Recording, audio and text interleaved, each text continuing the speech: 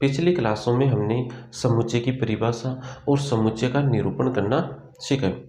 आज की इस क्लास में हम इन पर आधारित प्रश्नावली 1.1 के प्रश्न हल करेंगे। तो प्रश्नावली 1.1 का जो पहला प्रश्न है वो हमने पहले क्लास में कर लिया था। दूसरा क्वेश्चन सबसे लास्ट में करेंगे। तीसरा प्रश्न देखो, तीसरे प्रश्न में हमें निम्नलिखित समुच्चयों को रोस्टर रूप में लिखना है। हमें कुछ समुच्चय दे रखे हैं और समुच्चयों को रोस्टर रूप में लिखना है। तो रोस्टर रूप से संबंधित हमें दो बातें ध्यान में रखनी है। पहली बात, एक अवयव को दो से ज्यादा बार नहीं लिखना है, एक अवयव को केवल एक ही बार लिखना है। दूसरी बात, अवयवों के क्रम का कोई महत्व नहीं होता है। रोस्टर रूप में अवयवों को आगे पीछे कैसे लिखो उसमें क्रम का कोई महत्व नहीं होता है। तो ये दो बातें हमें ध्यान में रखनी है। अब हम अपने प्रश्न पर आते हैं। तो प्रश्न में हमें रोस्टर रूप में बदलना है और हमें समुच्चय निर्माण रूप दे रखा है। समुच्चय निर्माण रूप को पढ़ना किससे है वो एक बार हम समझते हैं, क्योंकि पीछे की क्लास में गलती हो गई थी। तो समुच्चय निर्माण रूप में जब हम समुच्चय को पढ़ते हैं तो ध्यान रखना, मजला कोष्टक और जो चर लिखा हुआ है उसको एक साथ पढ़ा जाता है। सभी अक्ष का समुच्चय, सभी अक्ष का समुच्चय। उसके बाद कोलन चिन्ह आएगा तो कोलन चिन्ह को पढ़ना है जहां। उसके बाद आगे जो कथन लिखा हुआ है वो पढ़ देंगे।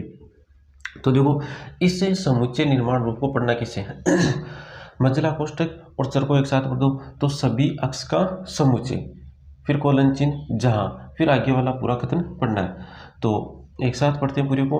सभी अक्ष का समुच्चय जहां अक्ष एक पूर्णांक है और अक्ष -3 से बड़ा और 7 से छोटा है।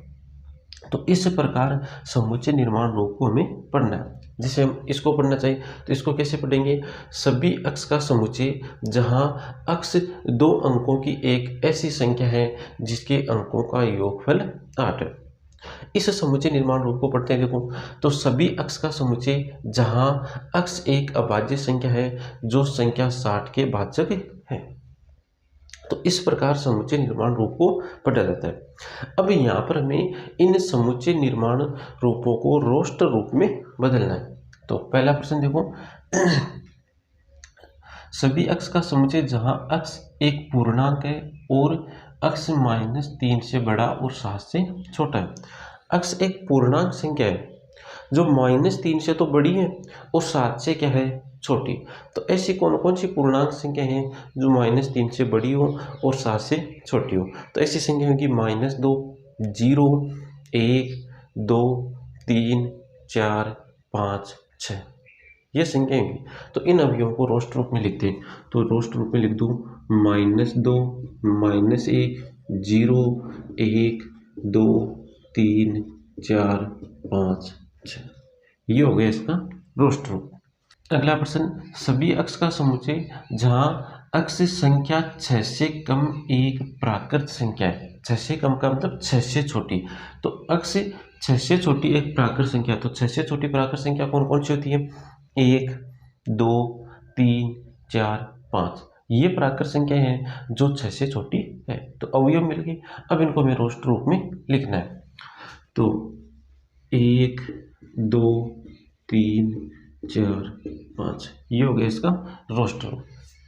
अगला प्रश्न देखो, सभी अक्ष का समुच्चय जहां अक्ष 2 अंकों की एक ऐसी संख्या है जिसके अंकों का योग 8 है। तो 2 अंकों की एक संख्या है 80, इसके अंकों का योग करो, अंकों का योग कितना आ रहा है, 8 आ रहा है। तो एक तो अक्ष का मान ये हो गया। अब इसमें से तो एक कम करते जाओ और इसमें एक बढ़ाते जाओ, हमें और संख्या मिल जाएगी। तो अगली संख्या हो जाएगी 71, फिर अगली संख्या हो जाएगी 62, अगली संख्या हो जाएगी 53, अगली संख्या 44, अगली संख्या 35, अगली संख्या 26, अगली संख्या 17, अगली संख्या क्या बनेगी, इसके आगे की संख्या 08। तो 08, इसके अंकों का योग तो 8 आ रहा है, लेकिन ये 2 अंकों की संख्या नहीं है, ये एक ही अंक की संख्या है। 08 का मतलब 8 और 8 में कितने अंक आ रहे हैं, 1 अंक आ रहे हैं। तो ये संख्या मिल गई हमें जिनके अंकों का योग कितना है, 8 है और प्रत्येक संख्या 2-2 अंकों की है। अब इसको हमें रोस्टर रूप में लिखना था, तो ये लो बन गया इसका रोस्टर रूप। अगला प्रश्न देखो, सभी अक्ष का समुच्चय जहां अक्ष एक अभाज्य संख्या है जो संख्या 60 के भाजक है। अक्ष क्या है, अभाज्य संख्या है जो 60 के भाजक है, मतलब उस अभाज्य संख्या का 60 में भाग जाता है। तो 60 में देखो कौन कौन सी अभाज्य संख्या का भाग जाता है, एक तो अभाज्य संख्या 2 का भाग जाता है, एक अभाज्य संख्या 3 का भाग जाता है। अभाज्य संख्या भी हमें पता होनी चाहिए। अभाज्य संख्या होती है 2, 3, 5, 7, 11, 13, 17, 19, उसके बाद 23, 29, 31, ऐसे चलते रहेगा कहता। तो 2 का भाग जाता है, 3 का भाग जाएगा, 1 जाएगा 5 का, उसके बाद 7 का भी नहीं जाता है, 11 का भी नहीं जाएगा, 13 का भाग भी नहीं जाएगा, 17 का भी नहीं जाएगा, 19 का भी नहीं जाएगा, 23 का भी नहीं जाता है, 29 का भी नहीं जाएगा और 31 का भी नहीं जाएगा। तो 31 के आगे वाली संख्याओं का भी अब नहीं जाएगा, क्योंकि 31 के आगे वाली संख्या फिर डबल करोगे तो फिर वो 60 से ऊपर हो जाएगी। तो 31 के आगे वाली संख्याओं को तो भाग जाने का कोई सवाल ही नहीं है। तो हमें ये 3 संख्याएं मिल गई जो अभाज्य संख्या है और 60 के भाजक है। अब इनको रोस्ट रूप में लिखना था, तो रोस्ट रूप में लिखते हैं इनको 2, 3, 5 और बचला कोष्टक बंद कर दो। ये हो गया इसका रोस्टर रूप। अगला प्रश्न देखो, ट्रिग्नोमेट्री शब्द के सभी अक्षरों का समुच्चय। ये जो ट्रिग्नोमेट्री शब्द में दे रखा है इसके सभी अक्षरों का हमें समुच्चय बनाना है। तो इसमें देख लो कौन कौन से अक्षर आ रहे हैं। एक तो आ रहा है टी, तो यहाँ पर लिख लो टी, उसके बाद आर, उसके बाद आई, उसके बाद जी, उसके बाद ओ, उसके बाद एन, उसके बाद ओ को लिख दिया और रोस्ट रूप में एक अवयव को 2 बार नहीं लिखते। फिर एम, तो एम को लिखो। उसके बाद ई, तो ई को लिख दो। उसके बाद टी, तो टी को लिख दिया, दोबारा नहीं लिखना है। आर भी लिख दिया, इसको भी दोबारा नहीं लिखना है। उसके बाद वाई, मतलब कोष्टक बंद कर दो। ये बन गया इसका रोस्टर रूप। अगला शब्द है बेटर शब्द के सभी अक्षरों का समुच्चय। तो कौन कौन से शब्द आ रहे हैं, एक तो आ रहा है बी, उसके बाद ई, उसके बाद है टी, फिर टी आ रहा है, लेकिन रोस्ट रूप में एक अवयव को 2 बार नहीं लिखते। तो टी एक बार आ गया तो फिर से इसको लिखने की आवश्यकता नहीं है। ई भी आ गया तो ई को भी नहीं लिखना है। आर नहीं है तो इसको लिखो और मझले कोष्टक को बंद कर दो। ये बन गया बेटर शब्द के सभी अक्षरों का समुच्चय का रोस्ट रूप। अब रोस्ट रूप बनाने वाला ये जो प्रश्न एक और है वो है प्रश्न नंबर 5।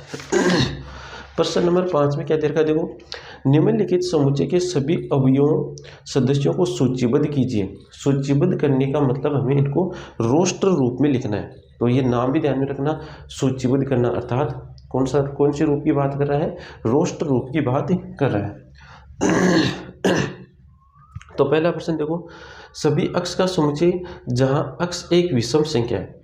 अक्ष कौन सी संख्या है, विषम संख्या। रोस्ट रूप में बताना है तो विषम संख्याओं को लिख लो। विषम संख्या 1, 3, 5, 7, 9 ये विषम संख्या थी।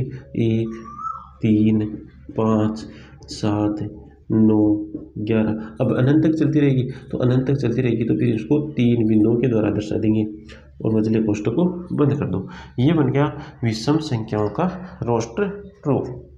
अगला प्रश्न है, सभी अक्ष का समुच्चय जहां अक्ष एक पूर्णांक है और अक्ष -1/2 से तो बड़ा है और 9/2 से छोटा है।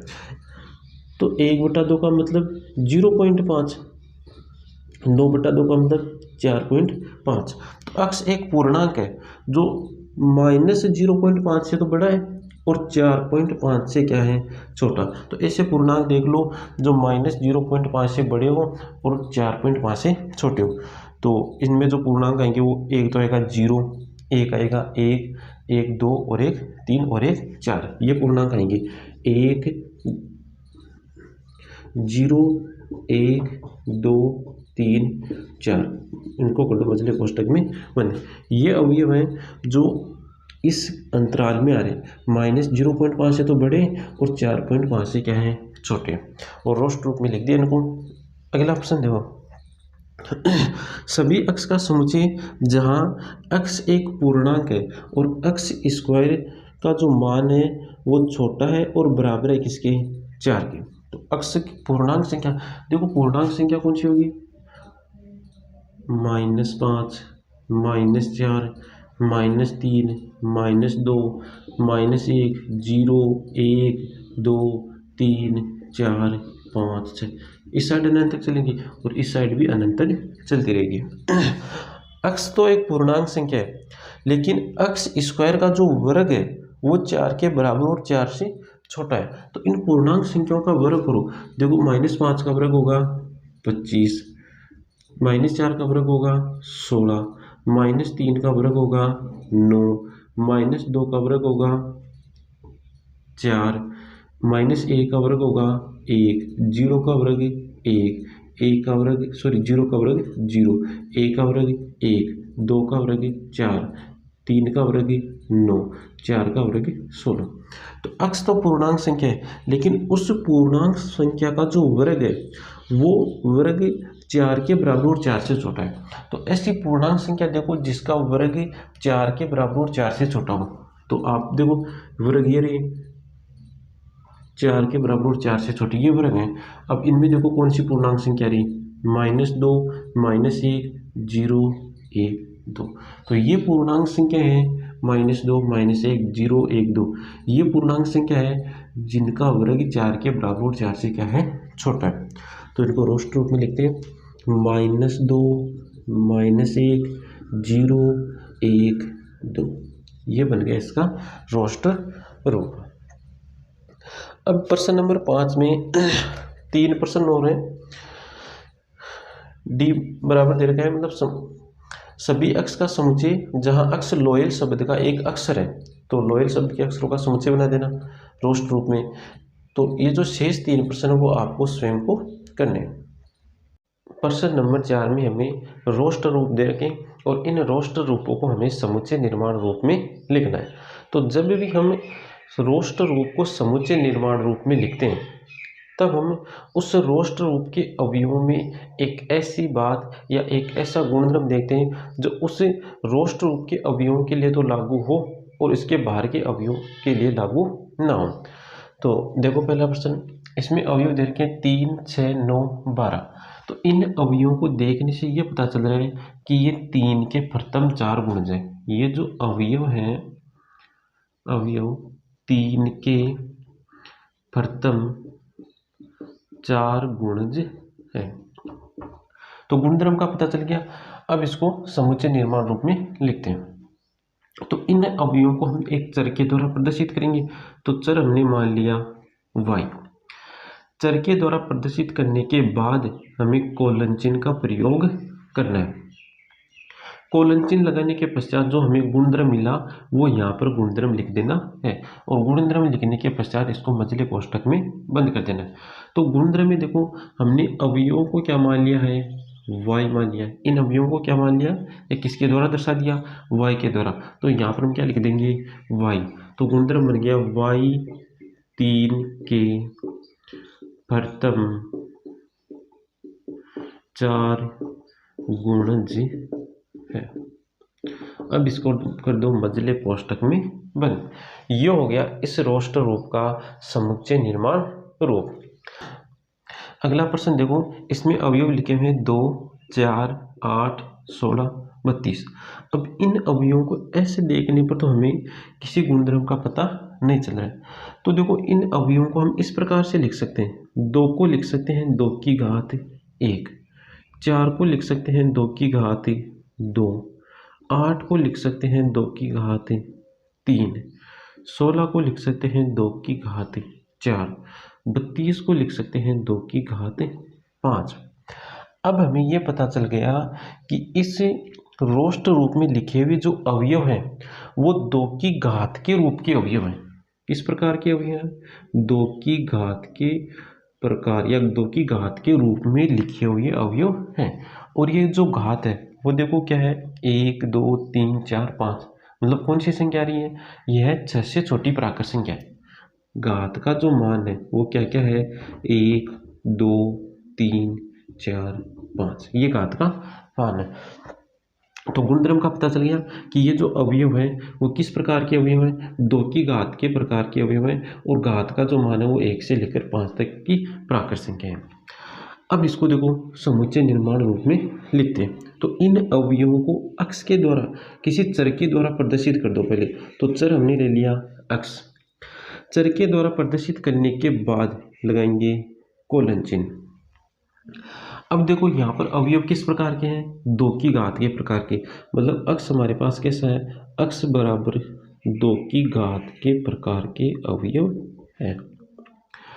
अब घात देखो बदल रही है, तो बदल रही है तो हम इसको फिर एक चर के द्वारा प्रदर्शित कर देंगे फिर से। तो चर मान लो हमने ले लिया n, और n का जो मान है वो क्या क्या है, एक मान तो है 1, एक मान है 2, एक मान है 3, एक मान 4 और एक मान 5। अब इसको कर दो मचले कोष्टक में बंद। ये हो गया इस रोष्ट रूप का समुच्चय निर्माण रूप। अगला प्रश्न भी सेम ऐसा ही है। तो 5 को लिख सकते हैं 5 की घात 1, 25 को लिख सकते हैं 5 की घात 2, 125 को लिख सकते हैं 5 की घात 3, 625 को लिख सकते हैं 5 की घात 4। तो यहाँ पर भी जो अवयव है वो 5 की घात के रूप में लिखे हुए अवयव है, और घात का जो मान है वो 1 से लेकर 4 तक की प्राकृत संख्या है। अब इसको समुच्चय निर्माण रूप में लिखते हैं। तो समुच्चय निर्माण रूप में लिखने के लिए इन अवयवों को किसी एक चर के द्वारा प्रदर्शित कर देंगे। तो चर हमने मान लो ले लिया अक्षी ले लिया। चर लिखने के पश्चात लगाने हैं कोलन चिन्ह। कोलन चिन्ह के बाद क्या लिखेंगे, देखो यहाँ पर अवयव किस प्रकार के हैं, 5 की घात के रूप के अवयव है। तो जो अवयव अक्ष है वो किस प्रकार का है, 5 की घात के प्रकार का है।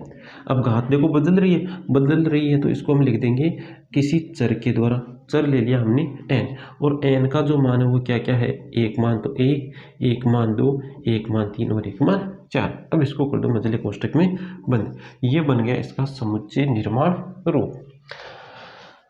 अगला प्रश्न देखो, इन अवयवों को देखकर ये पता चल रहा है कि ये सभी अवयव सम संख्याएं, ये जो अवयव है सम संख्याएं हैं। कौन सी संख्या है, सम संख्याएं। गुणधर्म का पता चल गया।